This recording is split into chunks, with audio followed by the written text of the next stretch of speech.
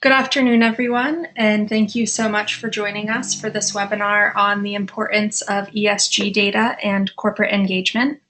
My name is Nicole Harmon. I'm a program manager with the Intentional Endowments Network, and I'm very pleased to have with me three great panelists to share their experience and expertise on this topic today.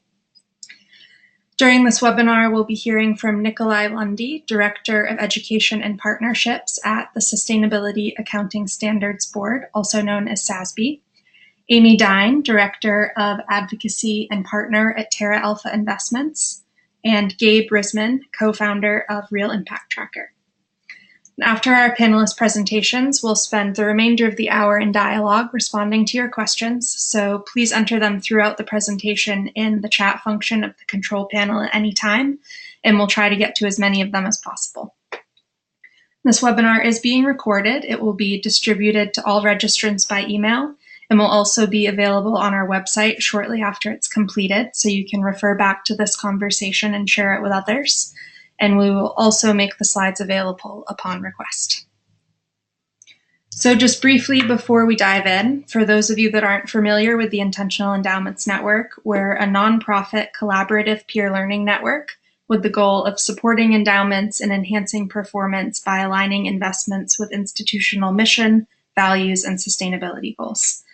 And we do this in a variety of ways, including hosting in-person forums and events, facilitating peer networking, curating useful resources on sustainable investing opportunities, and providing educational venues such as webinars like this one. We encourage you to stay engaged in these conversations after today's webinar. More information on IEN is available on our website. You can see a link on this slide, or you're welcome to reach out to us at any time. So with that, I will turn it over to Nicolai. Thanks so much, Nicole.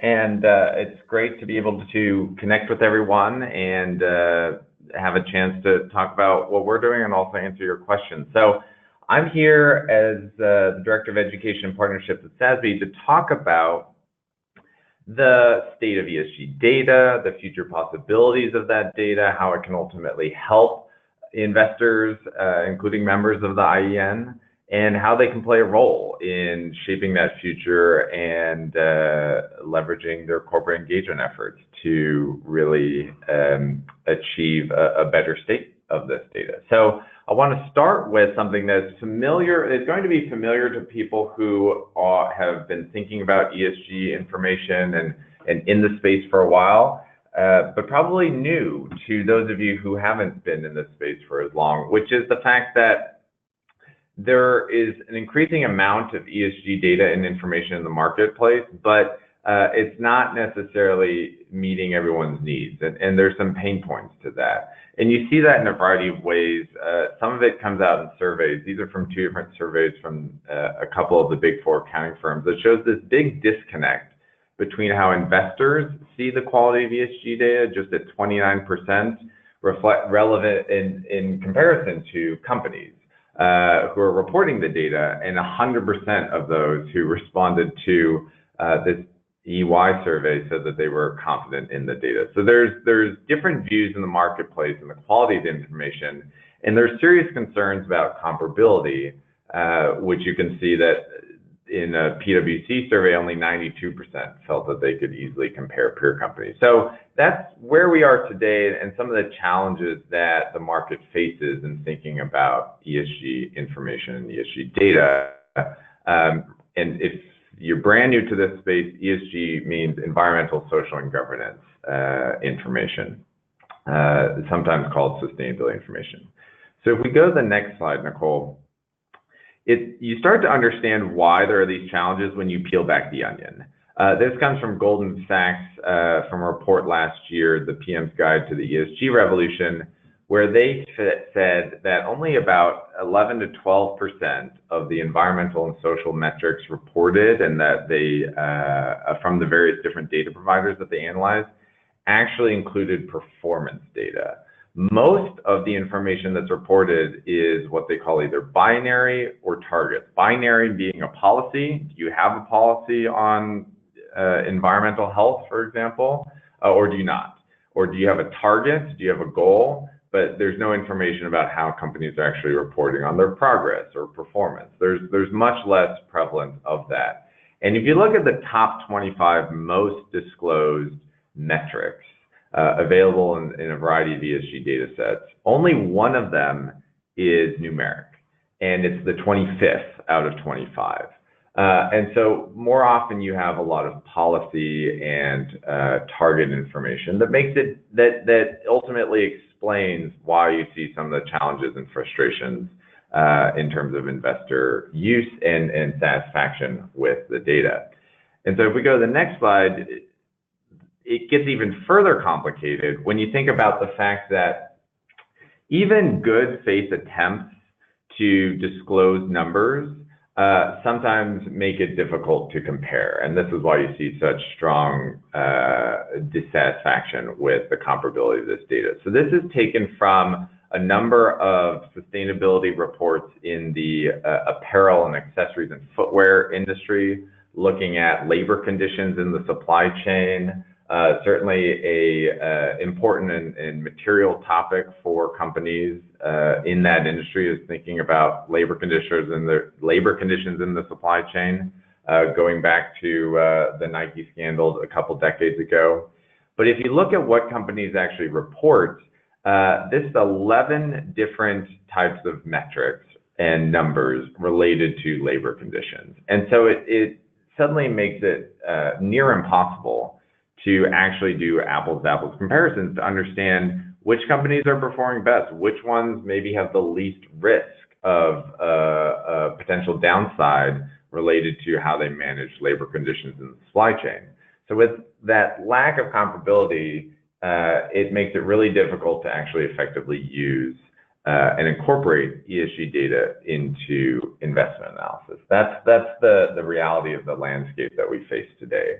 But it doesn't necessarily have to be that way. And there's a vision for how it could be, which if we look at the next slide, what many investors, and certainly what SASB is trying to support, is a view of the world that allows you to be able to pull up fundamental data on companies' sustainability or ESG performance that makes it easy to compare, where the data is standardized, where you have a default set of metrics that you can understand and analyze for peer groups to really facilitate what you already are able to do with fundamental financial data. And so that's a vision that many organizations and people share, that is starting to move in that direction. And there's efforts to ensure that this becomes possible, to move from where we are now with limited data availability, limited comparability, and mostly policy or target reporting as opposed to performance data, to something that is easily able to reference, compare. You've got a complete data set and it's all consistent and standardized.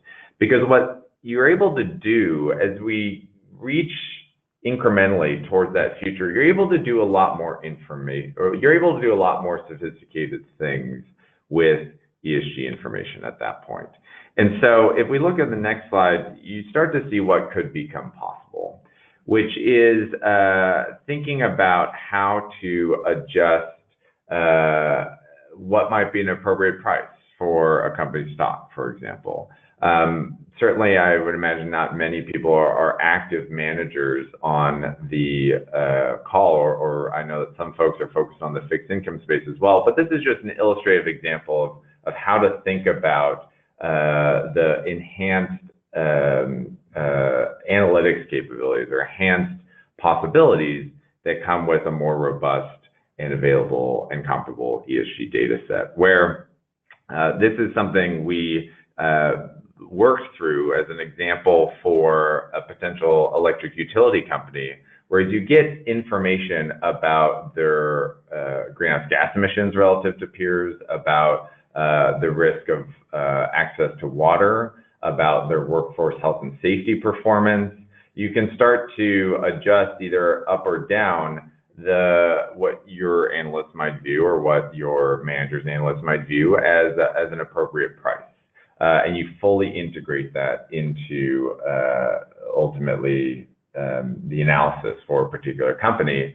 But without that information, without being able to get a sense of what that potential risk or upside might be, you suddenly have the possibility of a big range of uncertainty in terms of where a company might be exposed to ESG risk or opportunity on the upside or downside. And so without the data, there's just increasing uncertainty, but with better data comes better possibilities for using this information in investment decision making.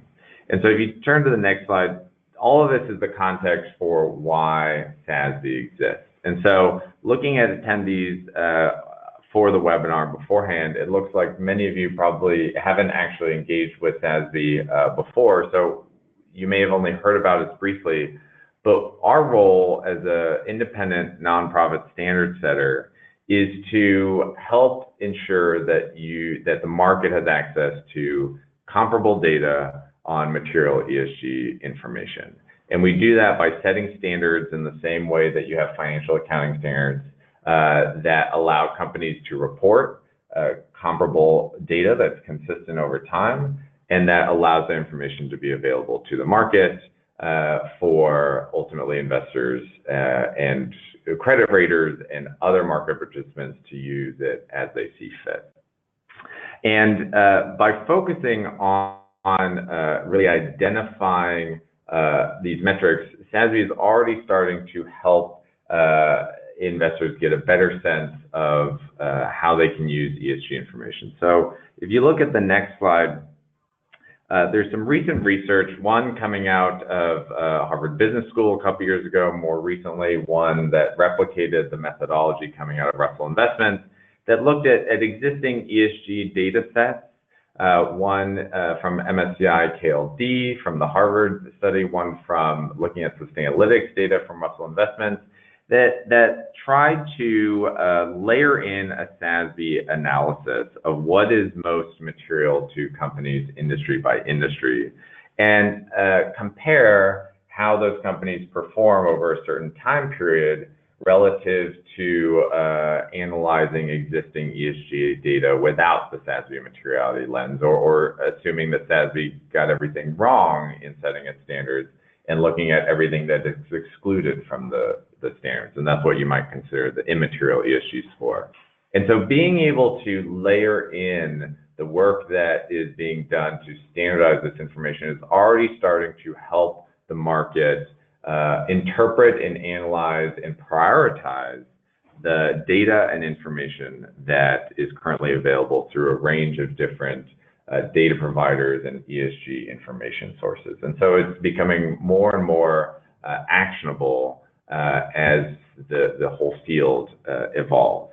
And that's really because our work is really focused on just one thing. And if you go to the next slide, Nicole, our one job is to really identify in the whole spectrum and range of sustainability information and ESG data, what is it that's most likely to affect the financial performance of a company? What is it that is material and is going to have relevance to investor decision making? And so there's a range of different organizations that are in the broader sustainability and ESG space, and everyone is doing really valuable and significant work to move the field forward. And they all take different approaches in different focus areas, particularly when it comes to advocating for corporate reporting. And SASB's specific focus area is the slice of the pie that looks at how this information could ultimately impact, which of the information ultimately is likely to have a financial impact on companies' performance, and designing that information for investor decision making. And so what we're starting to see is that, if you go to the next slide, Nicole,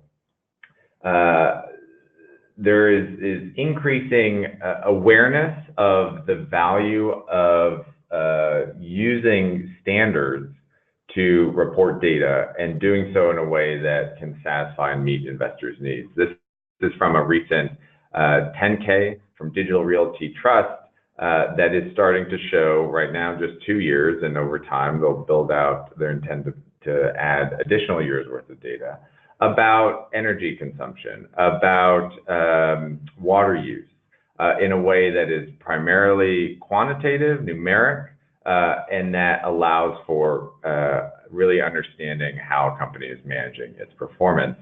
But what's also playing out is that this information helps companies manage their own performance, not just for improving, kind of responding to investor needs, but because it helps them track their own efficiency, helps them track their own exposure to risk, or how they can outperform and deliver more value relative to their peers. And as we start to turn the conversation over to some of my colleagues on the panel and talk about engagement, what we know is that companies are increasingly motivated to report this information and provide this, make it available to the market when they hear from investors, when they have been part of engagement dialogues with those who are invested in their firm. And so that starts to make this information more available. And with that information, you start to see better investor use cases to enhance their analysis. And so the last slide that I want to walk you through before we hand it over to Gabe is that as for IEN members and other institutional investors are increasingly thinking about how they can use ESG data or how they can help their managers think about ESG data. We have a number of resources on our website, including a free set of case studies written by asset managers, written by asset owners, thinking about how they're using the SASB standards, how they're using an industry-specific, materiality-focused approach to ESG to ultimately enhance their investment decision-making processes. And they cover both active management and fixed income, and as well as manager selection on the asset owner side. So encourage anyone who's interested to take a look at some of those case studies, because they start to paint a picture for how market participants are starting to take advantage of these resources and perform more and more sophisticated analysis of ESG information. So that was meant to be a quick kind of speedy overview of, again, the state of ESG data, what is possible in the future, and how investors, particularly IEN members, can play a role in shaping that future and how they can benefit. And would love to revisit any of these in more detail with the questions. But I want to hand it over to Gabe to talk more about RIT. Hi, everybody. Thanks so much, Nicolai, for setting this up and for that really informative presentation on SASB, which I'm personally really excited about as well.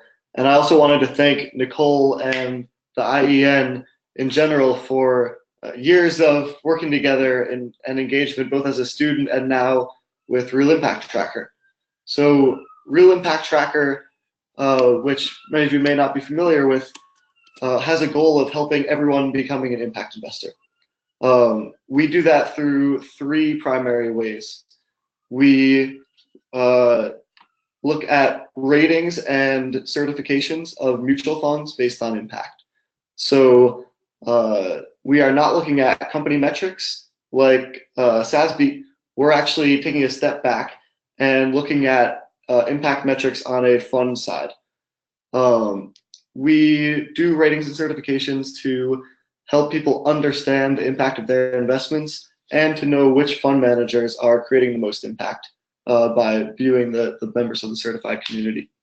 Our third aspect of our business is building a tool to help people directly participate in corporate engagement as individual investors or endowments, and join the funds like Terra Alpha and others that are already doing this corporate engagement to make it even more effective. So Nicole, if you can go to the next slide, I'd love to start with some of our backstory to explain why we're doing what we're doing. We anecdotally, personally, and also through these surveys saw a huge growing need and growing desire for investors to have impact. The problem is that many investors are lost. They express this desire. These numbers come from a US Trust survey where over 60% of investors want impact, including 93% of millennials. And that desire was not being turned into action.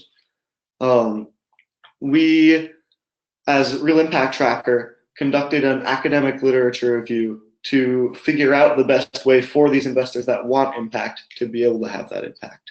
What we found was that the existing fund ratings that help people choose sustainable funds were very useful for a lot of different purposes, for assessing sustainability risk and a number of other reasons, but they didn't fully capture all of the ways that investors create impact, which we found comes in a lot of different forms. So if you can go to the next slide. Real Impact Tracker does not actually look at the ESG or sustainability score of the holdings in a particular fund or portfolio, which is generally what other ratings do. We found that impact can come in a more holistic manner through shareholder engagement, essentially investment funds improving company policies and practices through public advocacy and public signaling. There was a great example recently of investors coming together on the North Carolina bathroom bill and really engaging in policy all the time, and then also speaking in, oh yeah, if you can go back, also speaking publicly and promoting ESG issues in general. And then the last one that's very important is ESG investing. And this includes the strategy and process, not just whether funds invest in good companies. In fact, there are a number of examples and case studies of investors investing in companies that perform well on sustainability and trying to get company management to slash sustainability strategies for short-term profits. So we're very much of the opinion that it's not just the companies you invest in, but it is also the actual strategy and intentionality that goes behind that. So we were able to develop a rating methodology based on what we learned from the academic literature. And Real Impact Tracker has put a public sample of mutual funds and ETFs covering the largest global asset managers and some SRI-focused funds. And we've also certified top performers like Amy and others that are fully committed to impact. And our goal and our hope is that these ratings will inspire improvement of impact and increased engagement, which we've already seen examples of. So there were a number of questions on whether engagement is effective that you all submitted before this panel started, which really plays along with how data disclosure can be improved, which is another goal of this webinar. So if you can go to the next slide. One major metric of engagement success comes through the withdrawal of formal shareholder resolutions. And it looks like the second part of the legend doesn't show up on this slide, but the dark blue bars are resolutions that are filed in a year, and the light blue bars are which resolutions get withdrawn. So you can see that a substantial number of resolutions get withdrawn every year. And there are a number of studies, one recently done by Series, another an academic review done by Politicac, that show that there's an extremely high percentage, over 75% of withdrawn resolutions are substantially implemented. So that's just the first primary metric showing that when investors engage and file shareholder resolutions, a lot of times on data disclosure, they actually very frequently lead to company change. The second important metric is our own private assessments. As we were rating our funds and doing our certifications as Real Impact Tracker, we found that it was typical in any given year that about 1/4 of engagements, at least, generally end in success, meaning a company has changed or committed to change and make a tangible improvement and in some social or environmental policy. And it's not rare for a number of fund managers to have even higher percentages. There are a number of examples of effective engagement in getting disclosure, from climate risk to access to healthcare to equal employment opportunity. And this disclosure does lead to company change. So the Carbon Disclosure Project, CDP now, is a great example of a number of investors using a framework of disclosure, which is CDP, which sends around climate change disclosure survey. So a number of investors pushed for disclosure from companies, and many companies have been responding to those requests by disclosing information. And the number of companies that disclose is also very highly correlated with companies that set reduction targets. They're much more likely to set reduction targets if they also disclose. It is also very likely, in a similar vein, that the more investors push for the SASB metrics that are that Nicolai was talking about, the more we'll see similar results of companies disclosing those SASB metrics and improving along these material issues. I'll let Amy get into more detail with specific examples, but this is something that Terra Alpha does extremely well, push for data disclosure. When disclosure is out there and data is out there, engagement can become much more effective. So if you can go to the next slide, Nicole, there were also many questions about how engagement can be most effective. That came in through the pre-webinar comment section. So our academic literature review really took the framework of stakeholder theory that was set forth by Mitchell, Eagle, and Wood, and supplemented by James Gifford for shareholders and a number of others. And effectiveness can really be broken down into these 4 categories of credibility, urgency, coercion, and spillover. So effective engagement must be credible.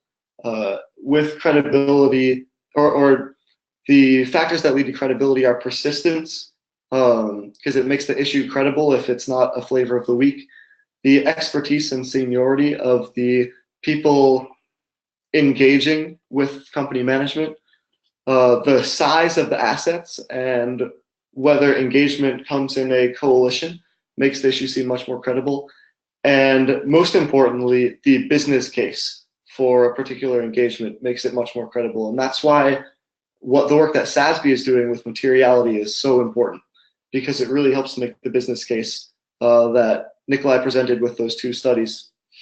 The next factor is urgency, which is timing a particular engagement with a trending issue and engaging around the time of proxy season with a withdrawal deadline, which makes companies more likely to act. Coercion is a different strategy that is most frequently used by smaller investors that don't necessarily have the assets to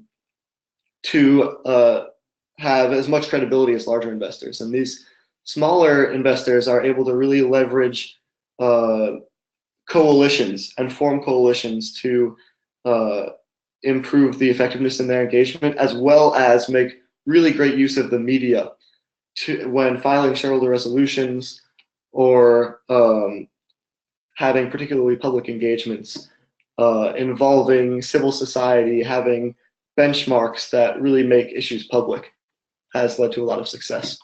And then the last issue that leads to effectiveness is spillover. So when investors introduce novel issues to management in a public way, they are able to add credibility to those issues and bring them into the mainstream. And more media for these public engagements oftentimes leads to spillover that creates change at peer firms. So then to sum it up and pass it on to Amy, the last question of how engagement can be improved was another big one on the attendees' minds. And if you can just go to the last slide. The biggest answer is engagement can be improved if there's more engagement. More is really the biggest answer. That's more investors engaging companies, more asset owners in IEN engaging their fund managers, asking them to be talking more to companies and advocating more. That means signing on to the IEN letters that come in the weekly roundup, which Nicole puts together and shows investor sign-on letters that anyone can join. It means joining investor coalitions and working with SASB and Terra Alpha. And then the next part for how engagement can be improved is really being done by SASB, making this case for data being material, which helps engagement so much. In every study that we looked at during our literature review, we found the link between the business case and successful engagement. And SASB is really helping to make that business case clearer. So getting more disclosure on SASB metrics will be huge. So with that, I'll leave it to Amy, who Terra Alpha is one of the 5 members of our certified community, and they're really doing fantastic work on corporate engagement and really all areas that lead to impact.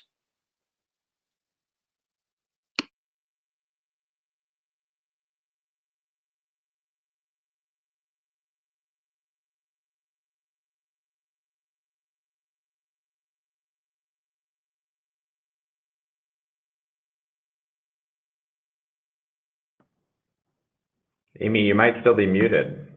I was muted. I apologize. Sorry. Gabe, thank you for that. And also, Nicole, thank you so much for pulling us all together. I wanted to also just point out before I start that to those who don't yet really know Real Impact Tracker or who have started to get to know them, that we found it a really rigorous process to be evaluated by them. And I would really encourage others to explore what they are doing. And also, as full disclosure, that we are very proud supporters of SASB and all the work that Nicolai and his colleagues have been doing. We are an Alliance member as well. So what I wanted to just walk through was, sort of, if you can go to the next slide for me, Nicole. So we're an investor who really uses ESG data, primarily environmental data, and we find it important and material as part of managing a global equity fund.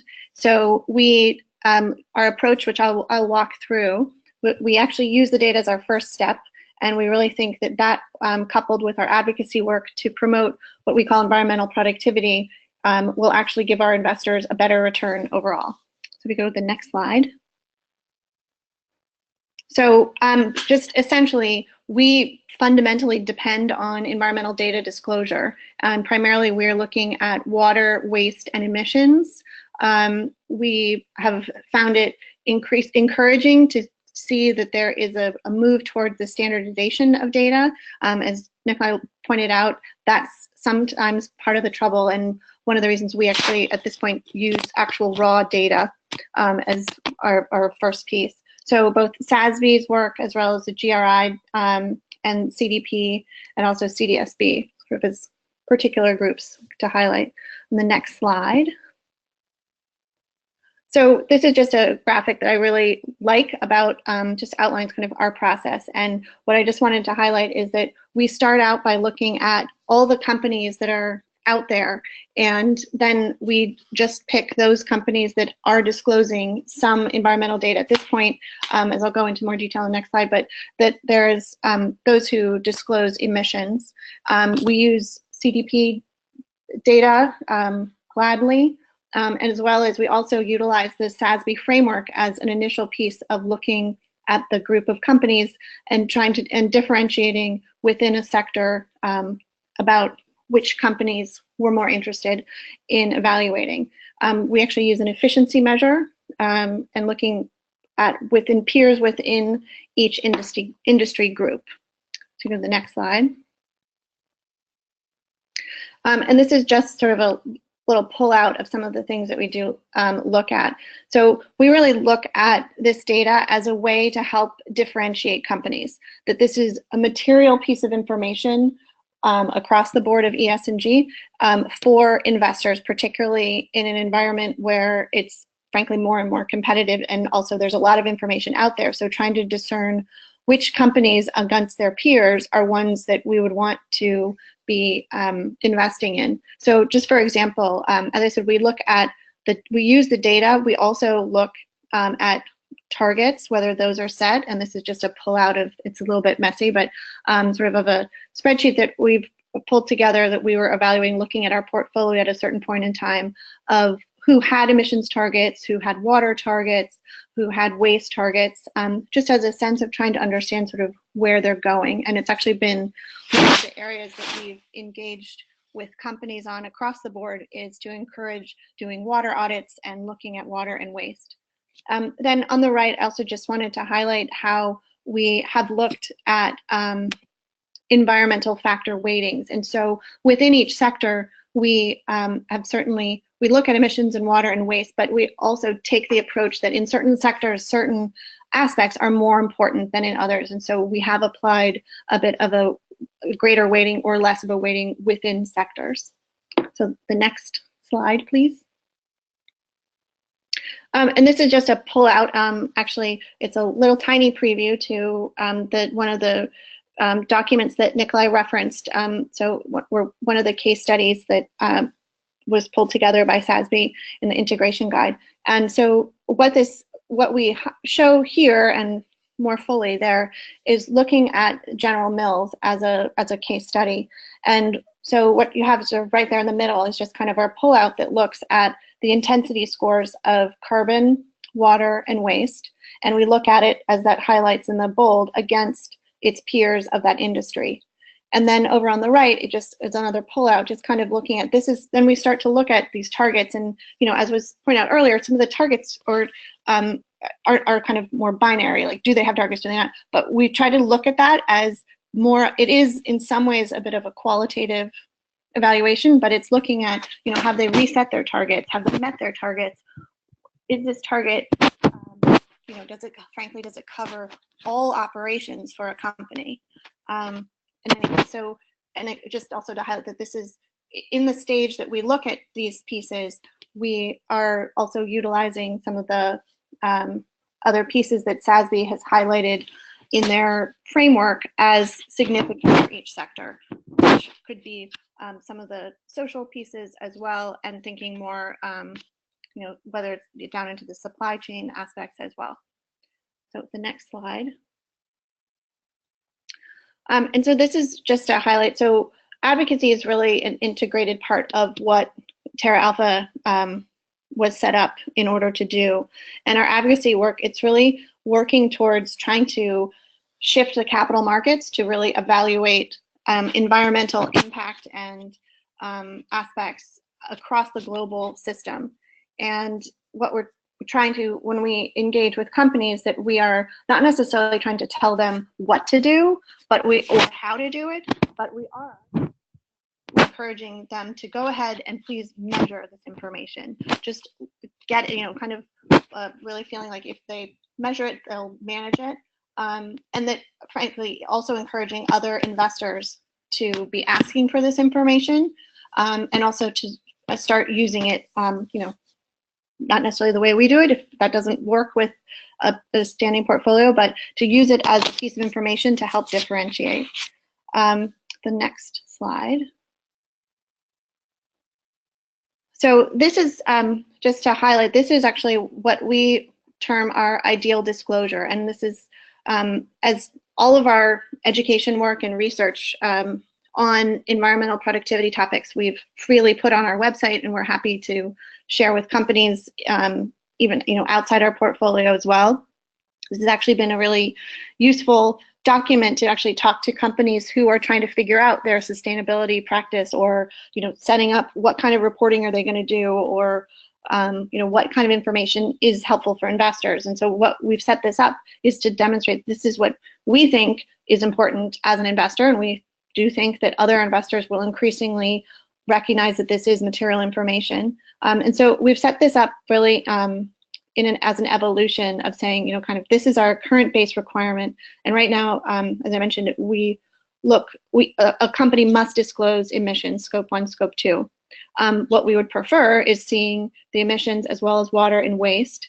And then what we've laid out is what we really think a company should be disclosing is that information, as well as putting out targets, and ideally science-based targets, recognizing that Financial Standards Board Task Force on Climate-Related Financial Disclosure put together, an idea of the companies really should scenario plan and think about what are their risks.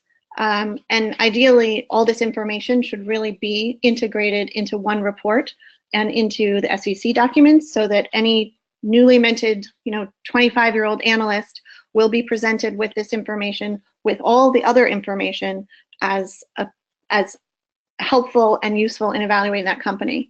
And just to kind of highlight one of the things that I referenced this before, but this is, as we engage with companies, it's really kind of the message of, we think this is important for all companies across all industries. It is a piece of evaluating a company. It is not the only piece of information we're looking at, for sure. We think about this information as a necessary but not sufficient reason to make an investment in a company. And just to highlight, we actually, as this is the theme for us in our engagement, is just encouraging companies to disclose information. We have actually ended up having to sell companies who actually stopped disclosing. So the next slide. And so this is just to kind of highlight that we've found it, certainly part of our mission and part of what we do to unilaterally engage with companies. And some of those have been about simply releasing data for the first time, getting in touch with companies and actually just talking about if the numbers are really correct given what we'd seen in the past, and kind of recognizing that sometimes there needed to be multiple revisions of data that were submitted to CDP. As I mentioned before, we actually ended up selling more than one company based on their failure to disclose after trying to encourage them to stick with it or improve it so it would actually be good enough. But we've also, I want to emphasize, is that the collaborative groups that have come together, and also just kind of bilateral or kind of direct contact between investors to engage with companies, has been very productive, and particularly outside. We've found that particularly outside of our portfolio when we're not actually a shareholder, but frankly, we, if a company would disclose, then we could consider them, and that's, with the SASB Alliance as well as Series, the investor network, and as I mentioned, directly with other investors. And just one of the efforts that I would highlight is that the Series Water team had a campaign with food companies to think about being more efficient with their water. It led to the majority of 15 food companies agreeing to disclose who hadn't disclosed. And in particular, frankly, it's one of my favorite examples of engaging with a company is that it turned out that they'd actually been tracking, one of these companies had actually been tracking the data for more than a couple years. I mean, and frankly had a rather full suite of it. But they'd been reluctant to disclose it because they weren't quite sure that this was data that was perfect, but recognized that in reality, actually, it was good enough. I mean, it's just as good as the numbers of the companies release all the time about the numbers of employees, and whether, sometimes there can be, are they including contractors? Are they including part-time? And thinking like how earnings numbers are put together, that these are all factors that are giving a greater picture of the company, and just disclosing it and saying, here's how we pulled it together. It's 80% of our operations. That is useful for an investor to have, and just to put it out there. And the good news is they did do that at the end of last year. So the next slide. And this is just a slide that, I think I would just encourage, on this call and out in the world, that asset owners and other investors just ask companies what they're doing about ESG factors, and to ask for disclosure of the information in the vein of greater transparency, because this really does give insight into the strategic values and long-term thinking of a company. And one of the things that I think has really evolving that I find encouraging about the trends of greater disclosure are that while I think investors and asset owners have a big role to play, but companies are also getting different type of pressure from other stakeholders to be more transparent. Our case is always that the ROI about thinking longer term and making investments in environmental productivity is a good financial decision. But they're also being impacted by a demographic shift, that employees and customer expectations are demographically shifting about the role and kind of the license of a company to operate in the community and kind of what role they have. And the transparency that, frankly, social media and technology has forced on a company and forces them to quickly shift and adapt to all what stakeholders want, I think is a encouraging sign. And lastly, just also another investor piece is just the generational shift in terms of sort of where millennials think about values and action and their investments, and that it all really needs to be aligned. So the next slide. So, and again, this is just, again, sort of this summation is that,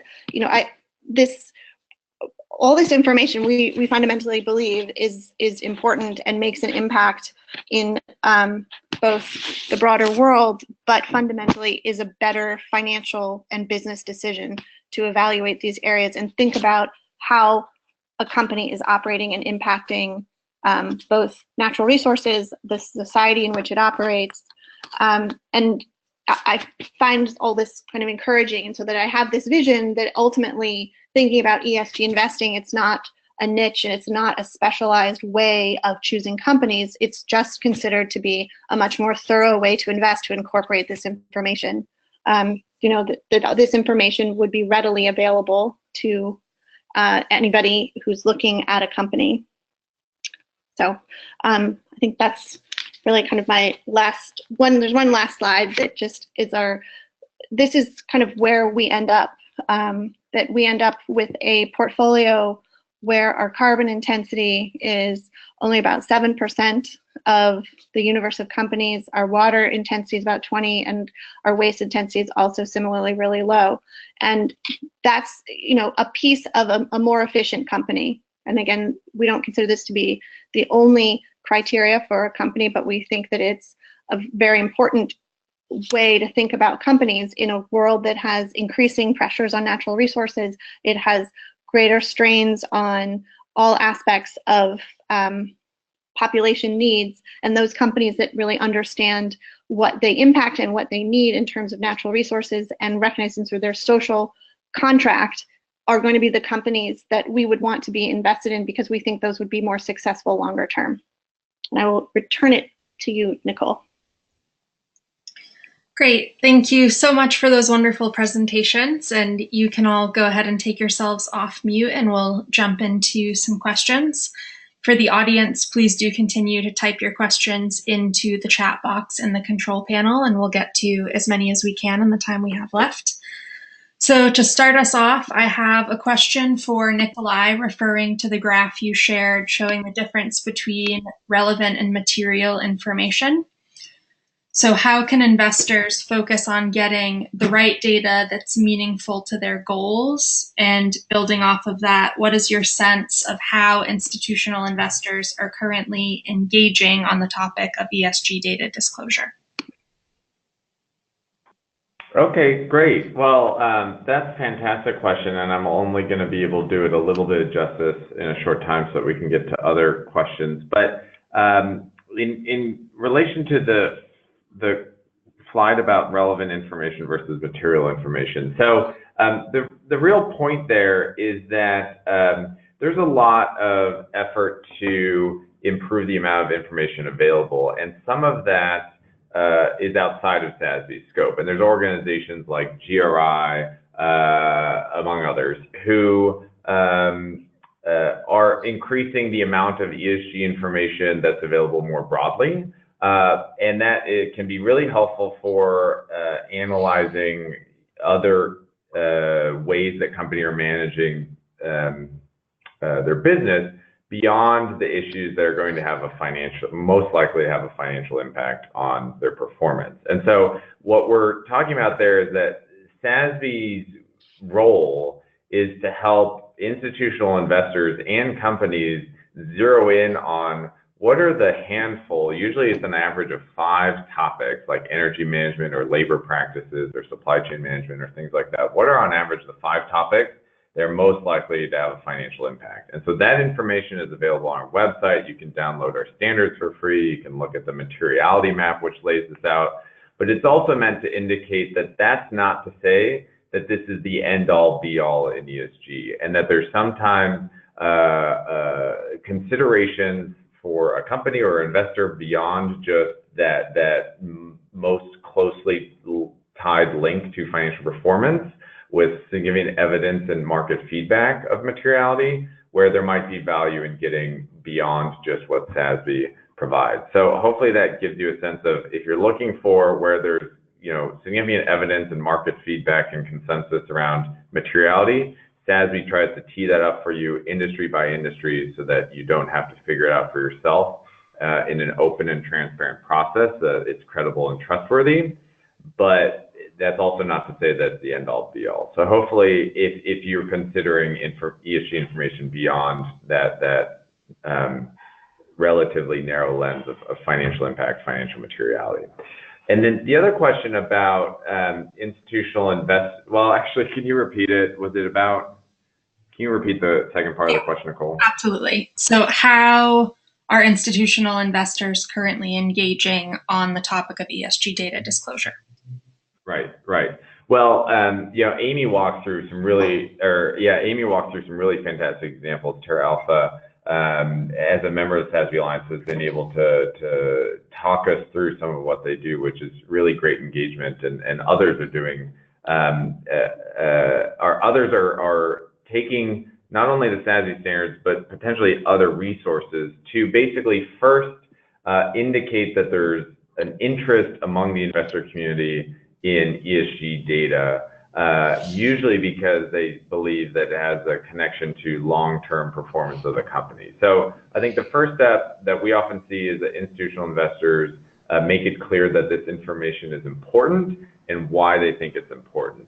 And then the next step often has to be, and here's how we think you can meet our needs. And that's where, at least in SASB's case, we hear from institutional investors who tell us how helpful they find the SASB standards, because they can point to it to companies and say, look, companies have had feedback on the standards, investors have had feedback on the standards, they've been through a multi-year vetting process. Here's a resource, here's a tool, here's a practical way to report information that is designed to be cost effective to collect and report, and yet decision useful for investor decision making. So it provides a practical solution instead of just saying, we want you to disclose more data, or we want you to improve your performance, without having a follow-up of, oh, and here's how to do it. So the SASB standards can be the follow-up of here's how to do it. So we hear from institutional investors who are doing that. I'm sure there's other resources as well. The last thing that I'd say is that can often play out over multiple conversations. And we know that many institutional investors are interested in getting the data, quickly, sooner, rather than necessarily saying you should get the data and it should be disclosed, in this particular format or document. They're more interested in beginning down a pathway to disclosure, which has increasing sophistication and evolution over time. And as companies get more mature with it, like Amy referenced, the company that had a robust data set but didn't necessarily have a lot of confidence in it. It's often helpful in engagements to identify that this doesn't happen overnight, but that it's important to take a first step. But I'd love to see if Amy has anything else to add, since she's the one in the trenches actually doing it. But that's what we hear at SASB. I think that was really well put. Okay. Great. And so talking about the ESG universe overall, it would also be great to hear all of your thoughts on aligning reporting frameworks with the Sustainable Development Goals, and how data sources for tracking ESG performance versus the SDGs flesh out. I can start on that. I think there's an important first acknowledgement is that the SDGs are development goals. Those are not investment goals. So some of them really are appropriate to remain as, and I'm speaking individually sort of with my perspective, that those are development goals that aren't necessarily easily tied to an investor. That said, there are a number of them that can be tied, and we have not published or made a determination of kind of acknowledging that we are aligned with certain ones of these SDGs. We've gone through an initial exercise of really trying to match them up, frankly, with whether it's GRI or CDP, or thinking through, the things that we focus on. And certainly there are a number of them that do align easily, but that's kind of my nutshell, is that some of them align as an investor's responsibility, and some of them really are more broad and appropriate to think about in a municipal or development context.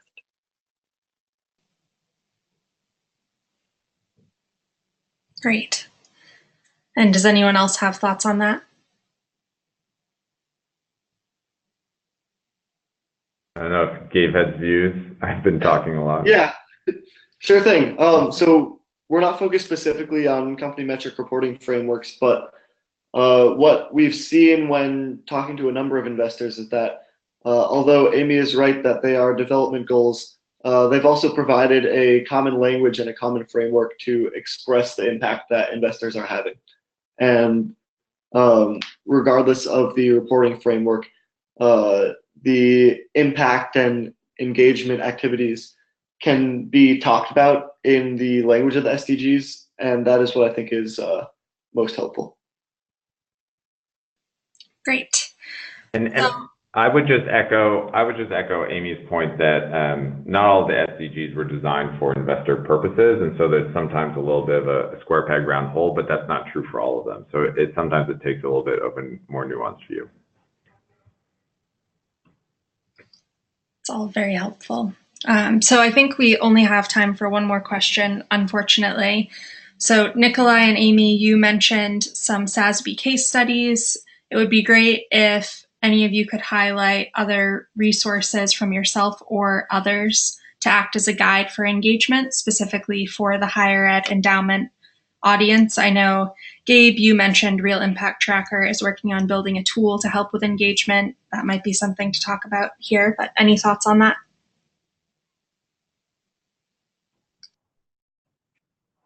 Do you mean examples of issues by a specific company, or broadly kind of why it's important? Well, I'll answer. So why, I think making the case of why it's important for companies to consider these issues, I think, it does boil down to there are risks and there are opportunities.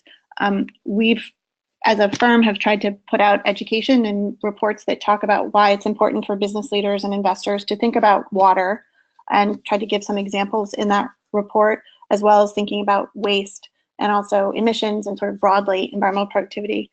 I think there are also certainly are organizations out there that highlight upcoming shareholder resolutions, which I think are also really useful, whether it's like As We Sow or ISS, or kind of tracking the issues that are being brought up by shareholder resolutions might be also a way to address some of the engagement issues specifically by company. That's helpful. And I would just chime in that SASB has an engagement guide that many asset owners and asset managers we've heard really value that, because it covers 79 industries, and for each industry includes suggested questions for corporate engagement around ESG issues. So that can be a really helpful resource. Yeah, I just echo what Amy and Nicolai both said, that there's a number of engagement guides. The first step is generally just starting to ask these questions. And the next step would be joining on with activities that other investors are already doing. And I think the sign-on letters that you send around every week, Nicole, are a great place to start, as well as talking to all the coalitions that organize engagements.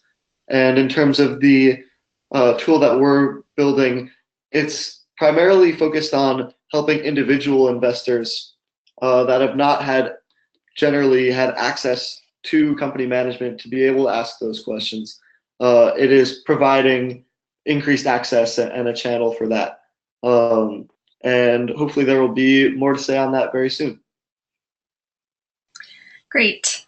Well, thank you for those thoughts on next steps, and thank you all for the great discussion and informative presentations. So if any of our participants have questions about this webinar, the work of our panelists, or activities happening in the Intentional Endowments Network, please do be in touch. All of our contact information is listed on this slide, and if we didn't get to your questions, I would encourage you to follow up with any of us, and this webinar will be up on our website shortly. So thank you all again, and have a wonderful afternoon. Thank you, Nicole. Thank you so much. Thank you.